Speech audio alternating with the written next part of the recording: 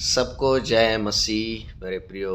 फिर से एक बार परमेश्वर के पवित्र वचन के साथ यूहन्ना रचित सुसमाचार उसका पहला अध्याय और वचन 10 और 11 में इस प्रकार से लिखा है कि वह जगत में था और जगत उसके द्वारा उत्पन्न हुआ और जगत ने उसे नहीं पहचाना।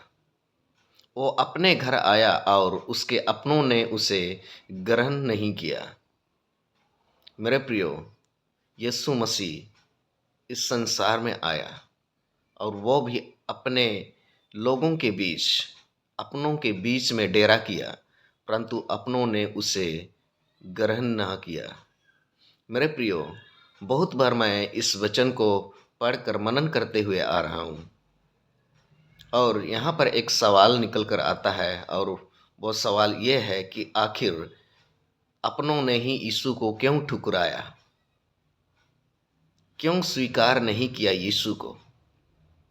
इसका जवाब हमें मिलता है मेरे प्रियो यूहन्ना रचित सुसमाचार उसका 15 अध्याय और वचन 22 में इस प्रकार से लिखा है, यदि मैं ना आता और उनसे बातें ना करता तो वे पापी ना ठहरते, परंतु अब उन्हें उनके पाप के लिए कोई बहाना नहीं है।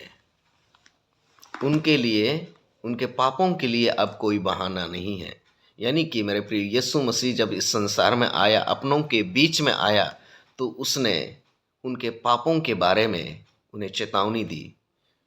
जिस पाप में जीवन में वो जी रहे थे, उन पापों को छोड़ने के लिए यीशु ने उन्हें चेतावनी दी,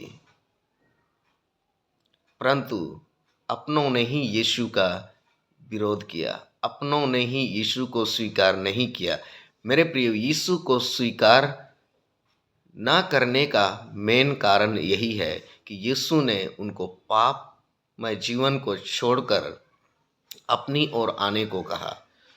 परमेश्वर की धार्मिकता की राह पर चलने के लिए यीशु ने उन्हें कहा, पर उनको धार्मिकता के राह पर चलने से भी अच्छा उनको पापमय जीवन में जीवन बिताना अच्छा लगा।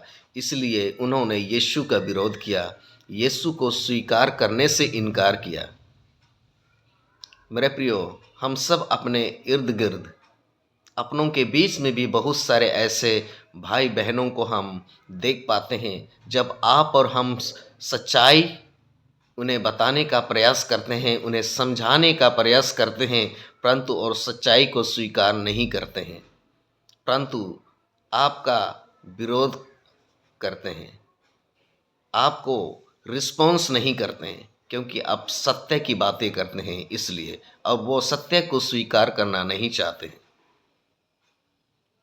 मेरे प्रियो, मैं आशा करता हूँ कि आप इस वचन के द्वारा आशीषित होंगे। सबको जय मसीह। प्रभु आप सबको इस सुंदर वचन के द्वारा बहुतायत से आशीषित करें। धन्यवाद।